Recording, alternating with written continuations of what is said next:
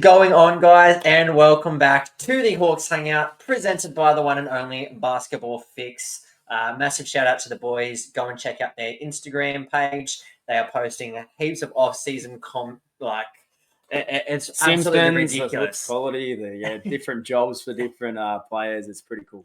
Absolutely ridiculous. And as always, proudly powered and sponsored by the legends over at Principal Brewing, and enable you to go and check out their socials, go and give them some love. Corey, it's been a hell of an off-season already to start things off, mate, so we'll get straight into it. What's going on with the Hawks with their signings? Mate, I just want to mention, we've got our championship gear, mate.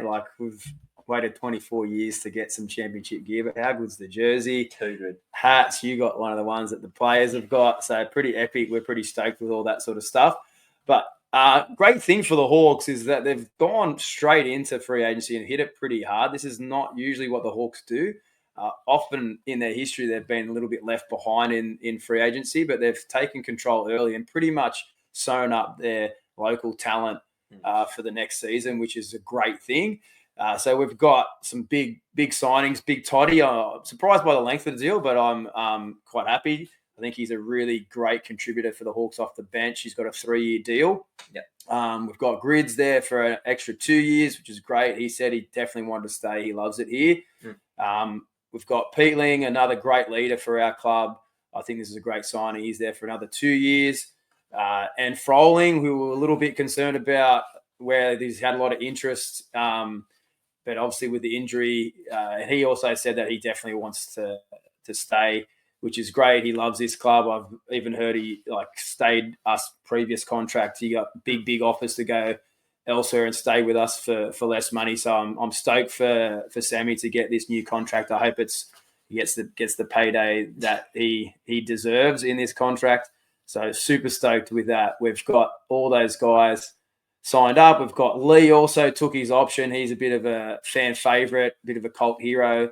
Every person I tend to ask who's your favourite player, Lee gets mentioned a lot. So, yeah, it's good game 3, Lee. So it's great to have him back as well. Obviously, my son's favourite player, so he'll be really happy with that.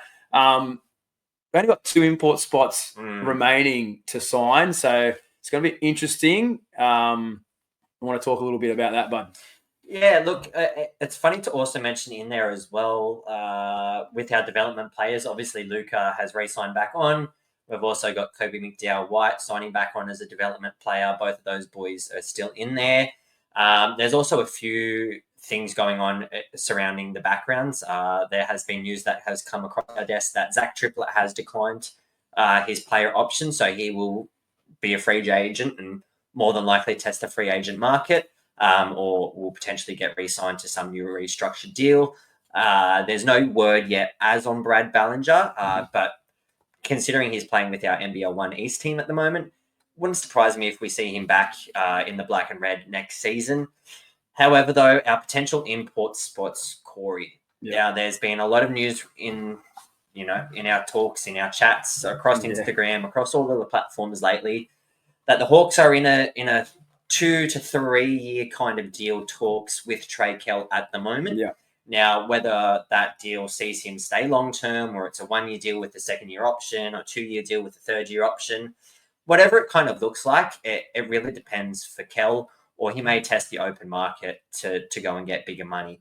But considering we've already got Harvey locked away, we've got Froling locked away, we've got everyone locked away, we can kind of spend a little bit more money on these import spots. But the one thing that I'm kind of a little bit disappointed about at the moment is our man, the Thunder. There's been a lot of talk surrounding our big man, Darius Days, potentially not coming back to the Hawks. Okay. Now, for me, this is a really big issue. He was super, super young. There was a lot of pressure to put on him to come in and fill that spot that the guy who's been talked about a lot recently, Gary Clarkin, returns to the Hawks. He left a big hole, and they tried filling it with Darius Days sized Band-Aid, and unfortunately he fell short, and I feel like he has copped a lot of slack because of it. Now, I personally believe they should keep him. They should see how he goes for another year. Those last 2 games where they started him again, he played pivotal minutes because Froling was out, and he provided the goods. Okay, he had 2 and 2 in his in the championship game, but he didn't play. He played minimal minutes. It was. So I think it's going to be interesting to see what they do. Kell should be a priority. I think Kell was a key to this championship run. We said it all year. Having that bigger point guard in this league is a big advantage. There's obviously a lot of smaller point guards in our league because they're obviously super talented, but because of their size, can't get to the NBA because they're just undersized, so they struggle to defend. But when you've got that advantage of having a classy, bigger point guard in Trey Kell, it's a matchup disaster for a lot of other teams. And we expose a lot of teams with that, I think, this year. So I think it would be a nice fit, especially if we've got that, having that pretty much the same team back. Hopefully we can hit the ground running to start the season next year, get off to a real start while other teams are still trying to find their fit and get combinations right. But the other import spot, it's going to be key. Like, I feel for Darius because obviously he didn't get his best chance to show himself, but he was still part of a championship team, and you can't deny that. No. And he did have some games where he contributed really well. And you know what? Like we always said, he doesn't have to contribute every single game, but he had some really key moments in the grand final series. I believe he came up with some big plays and some big shots when we needed him. So you can't take that away from him. I tend to agree. I think if we have to make some sort of change, it's probably going to be there. Yeah. Like I wouldn't be disappointed if he comes back, but obviously if we can get Gary Clark, that's huge. He's played with us before. Yeah. You know that he's a great team guy. He'll fit in with what Tatum likes. He's well liked by the squad. Obviously, he didn't come back last time. It was probably like a bit of a money issue. He's probably regretting not being involved in this championship because obviously people who play sport, like obviously they all like to have some money, but they are competitors. They want to play. They want to win. All right, that's a huge part of it. So who knows what's going to happen there? But it's going to be very interesting to see what happens with that, especially if they don't sign Kell. It's going to be really interesting to see what happens. Yeah. Like there are a lot of good point guards out there, but what way are they going to go? Yes, lots of things to think about, mate. Also, the biggest missing piece coming back to this squad is obviously the whole Froling injury. Yeah. Now, obviously, Lachie Olbrich has gone and declared for the NBA draft, and a big, massive shout out to him because that's huge. Yeah, huge. For a 21-year-old to go and nominate himself to be on a global scene like the NBA. It's absolutely huge, and it is a testament to what he has done so far with his career and what the Hawks have done for him to boost his career even further. But the Froling side's whole is just one of those things, Corey, where it's a potential. Does Harry Froling come in? There's been a lot of talks about Harry coming in, being a nominated replacement player for Sam. There's been a lot of talks in the background, but you go down the route of, well, okay, you don't have Kell coming back next year and you don't have Days coming back next year. That's 2 import spots there for you to potentially go out and splash the absolute cash when you've got things like Summer League coming up. Now, obviously, Big Joe Sirkin will be over there. All of the NBL coaches, NBA coaches, anyone who is anyone will be over there watching the Summer League because it's people trying to make a name for themselves. Yeah. And I see the Hawks at least keeping 1 import spot and bringing home an overseas import of some big form, whether it's a stretch 4, whether it's a 5. Well, they're going to have to I think one of those import spots is going to have to be a big, just like you mentioned, like we're not going to have Sammy with his injury for the majority of next season. And obviously if Days is not going to come back, we're going to need to have an import big. It's going to be essential, but I agree with you in regards to that Summer League. I know Tatum players are going to be attracted to wanting to play for him.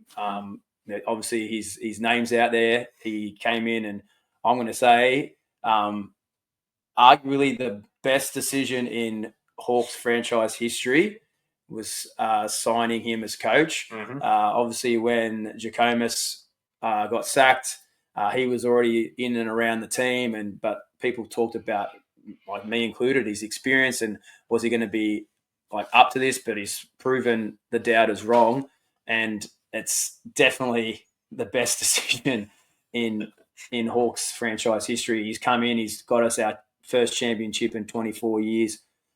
Now there's talk about him like his son Celtics were watching the game 5. So there's going to be talk. Players in the NBA are going to be like, well, Tatum's dad's coaching. Like it's an opportunity. There's going to be eyes on him as a coach in the NBA because he's got ambitions of going further in his coaching career. So players know this. If there's NBA eyes on a coach and he's coaching you, those eyes are also going to be on the players. So there's opportunities for players, and American imports want to have those eyes on them because everyone has those aspirations of being in the NBA.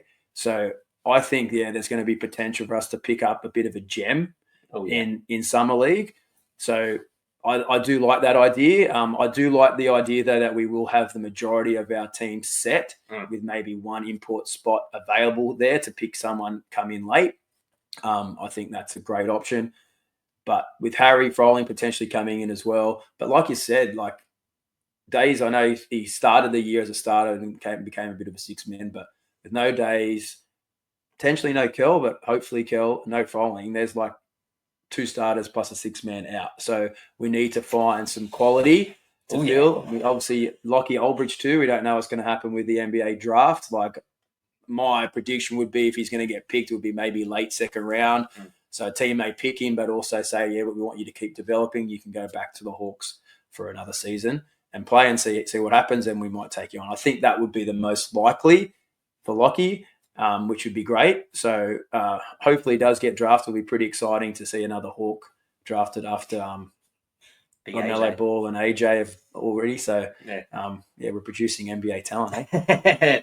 For a small local club that's got the whole world watching them at the moment. That's it. It's pretty good. Now, the biggest off-season news. It's the shot quite literally heard all around the world at the moment, but big shot taker, big shot maker. Mate, what a ridiculous shot. That's how do you hit that is what it was actually crazy. That shot was nothing but net. Like, mate, he's just playing with so much confidence. Harvey's been with the Hawks for like multiple seasons now. I know like lots of fans when we were struggling were like, oh, should we go another way? He had a great first season, then sort of plateaued a little bit. And then this year he I think he just found the fit with the other players around him and it just suited his playing style. I think Kell was great for him. And obviously he flourished under Tatum's like coaching, which I think Tatum's very much like, mate, you shoot the ball, like back yourself. That's what your role is for us. And he gave confidence, and he's just finished that round and come out and like Shanghai must have only signed him for it because their season's like 3 games for them. Yeah, crazy. And he already had little figurines of him and like they loved him. Like and to come out and hit a game winner like that, which I believe kept them in the playoff hunt or maybe got them in the playoffs. Yeah, it's a huge shot. It was so deep, and it's just like typical Tyler Harvey. Now he's gonna be known as that phrase is going to be like there all the time now. People are going to global phrase. It'll be bumper stickers. It'll be cars. It'll be T-shirts. It'll be whatever you want to make. That's great. Now, the biggest off-season news, and I'll let you talk about it a little bit more, but our main man himself, the big Tatum. Now, he's obviously gone and inked himself like a few other people have recently to commemorate this championship, but he's gone and put himself on his back kissing the trophy. It's a big, massive, beautiful piece. If you haven't seen it, I haven't seen this. Go and check it out on his Instagram. It's absolutely a beautiful piece. But you've got a little bit of news about him, so I'll let you talk, and I'm going to sit back and try and not have my mind blown. Do I have news? I don't know if I have news. I don't know. You just wanted to talk about. I wanted to talk. I've already spoken about the Tatum thing. I wanted to talk about how I think that he was like the greatest decision in our franchise history, really. But obviously, like he's going to have eyes on him. Like I said before. He has signed, like he's supposed to be with us for another 2 years. Whether he sees the end of that, like hopefully we at least have him for next year. You can't deny someone who wants to have ambitions to go further in their coaching. Like he's delivered us a championship, and I've said many times I'm not greedy. Like obviously I want us to keep doing well, but like man, this championship could satisfy me for another 24 years. Like I'm not a greedy person, so. Like, I'm not going to stand in the way. Like, if we missed out this year and lost that game 5, I would have been Devo if we lost Tatum, because then we sort of go back to scratch and it's tough. But once he's delivered a title, it's hard to stand in someone's way of chasing their dream. So, but yeah, Tatum, greatest decision in Hawks franchise history.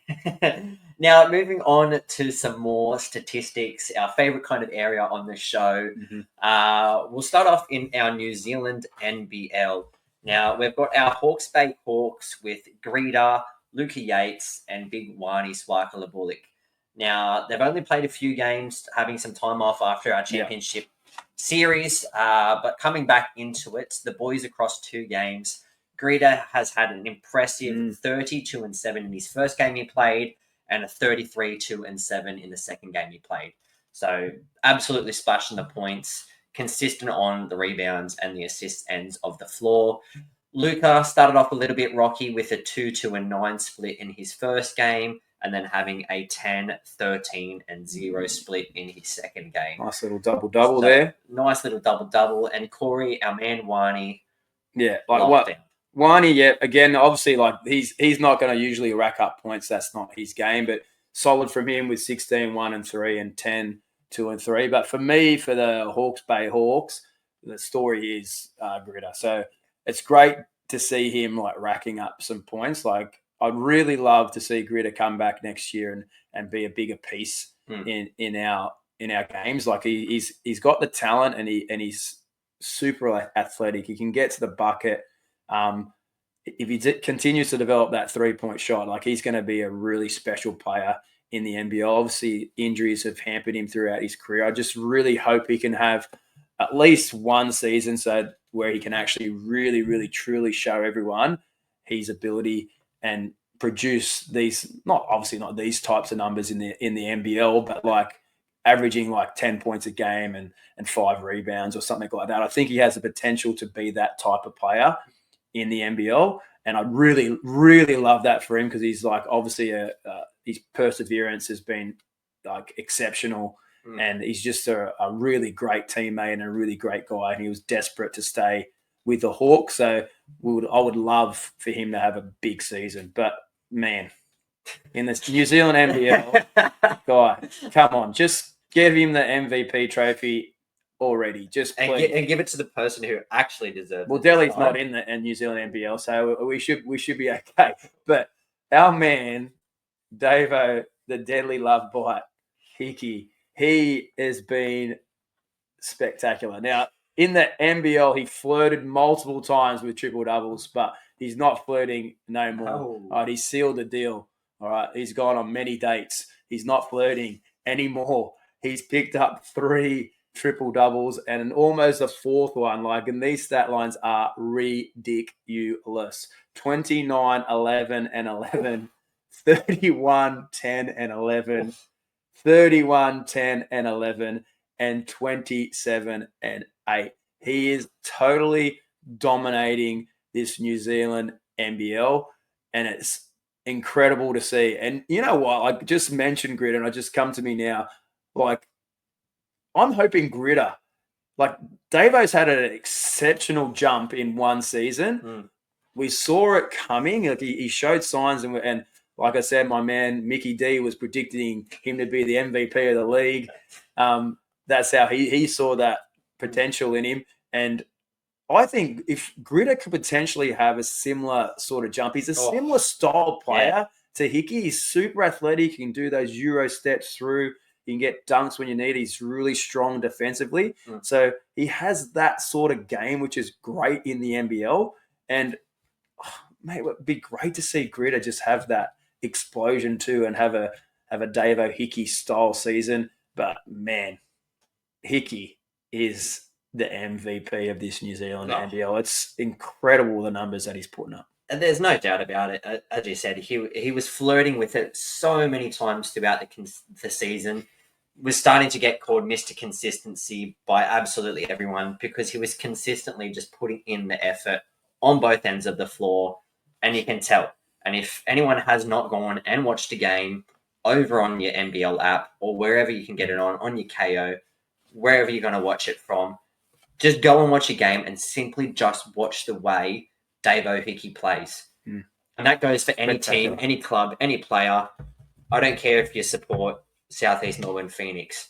Just go and watch one single game from Davo Hickey at the moment, and you can't deny what that man is doing. Yeah. His confidence is obviously through the roof, and it's great to see because, again, he's another story of like perseverance. Yeah.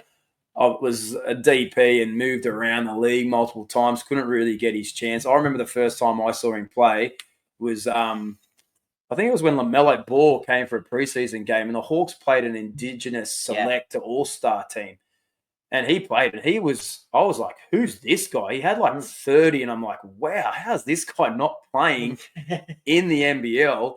And then he ended up being, but he never really got a chance until he came to us, and it's just a great story. Like, so good. And it's great for the Indigenous communities and like a great role model for those kids coming through. So super, super happy for Davo. And lastly, our NBL1 East, Illawarra Hawks, taking it all the way back to the days at the good old Snakey. Yeah. Now, Josh and I had a lot of banter the other week on the free agency fix. If you haven't gone and checked out the episode, go and check it out. Leave us a comment. We're covering everything to do with the Hawks free agency, and a lot of stuff has happened since there. So keep an eye out on all of our socials for more signings and everything to come. But the biggest story from that was the Hawks just taking it back to where it all began, playing in their roots, playing at the Snake Pit. But they've got some local talent, and they've got some now championship pedigree in that team. So it obviously consists of Blanchfield, Kobe McDowell-White, Brad Ballinger. But we've got imports in there, such as our Matty Mims as well. Yeah. And all four of those boys have been contributing on and off the court as well.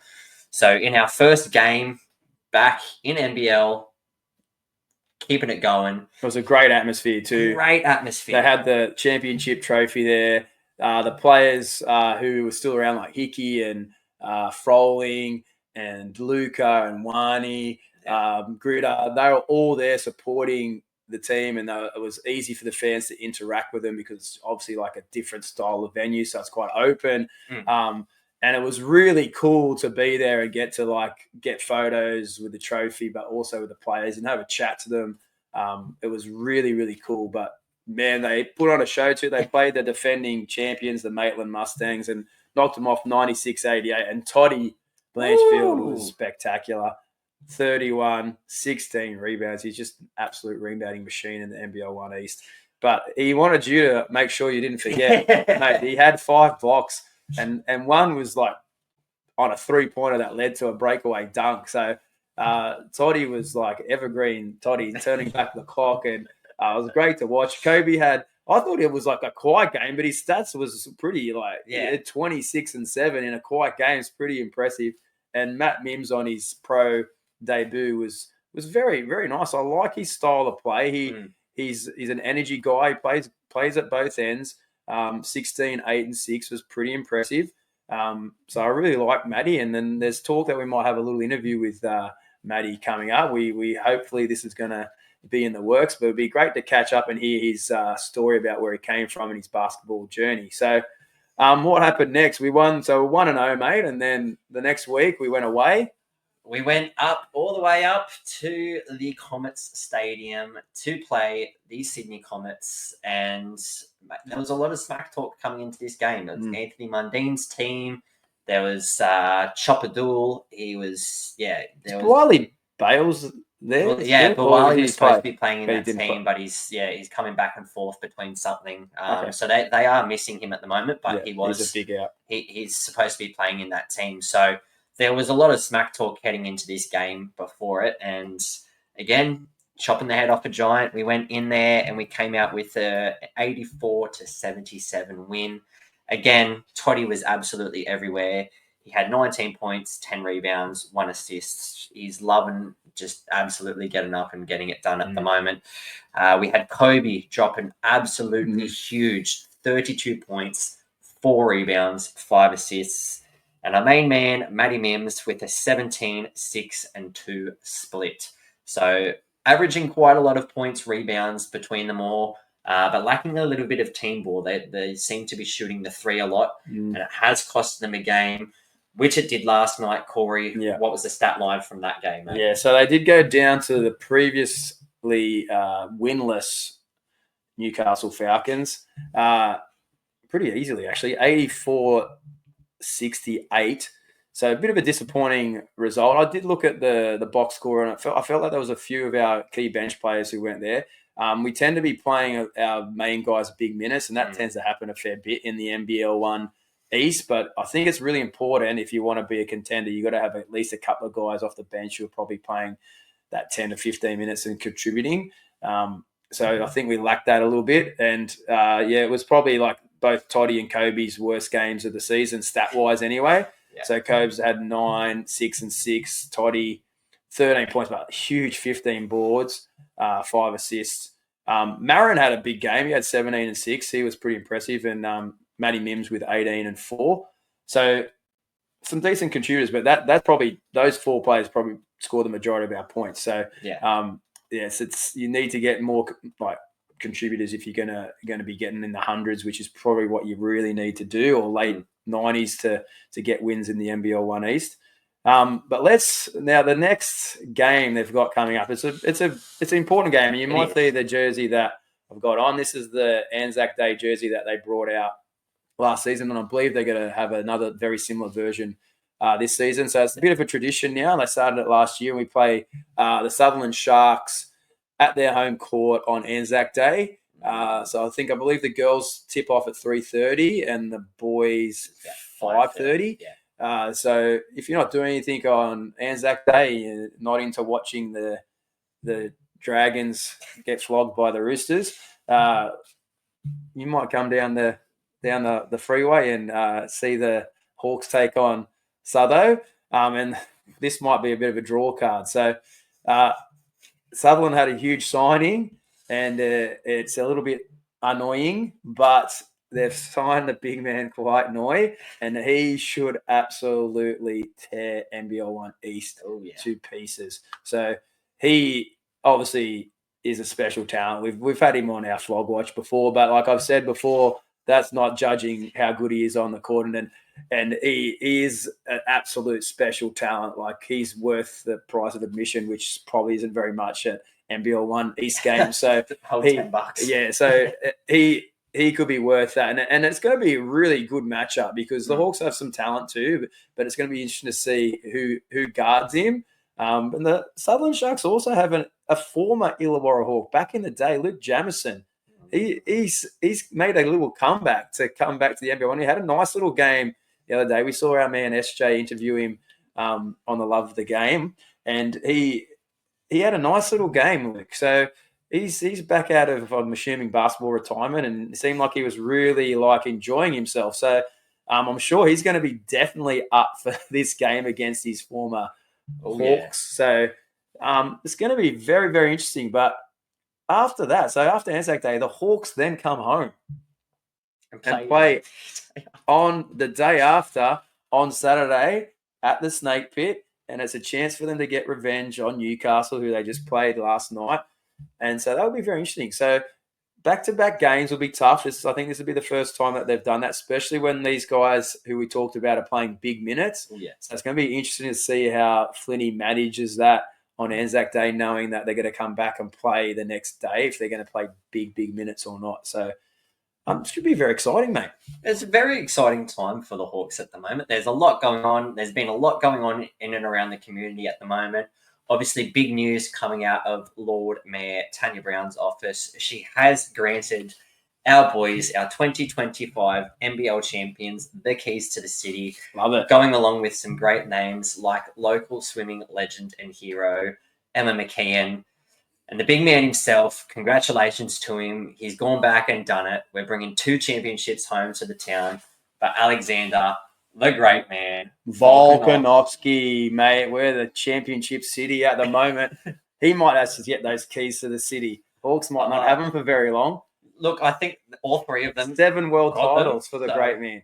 Absolute legend. Absolute legend. All 3 of them have received keys to the city. There will be a whole big ceremony, but the Hawks will receive their keys to the city on opening night of tip-off for the 25-26 NBL season. Raise that banner. When we raise that mighty high banner, and please let it be against Melbourne United, because all I want to see is Chris Goulding cry again. Please. Well, there's rumours he's going to retire. Well, that's retire. Surely not. Surely not.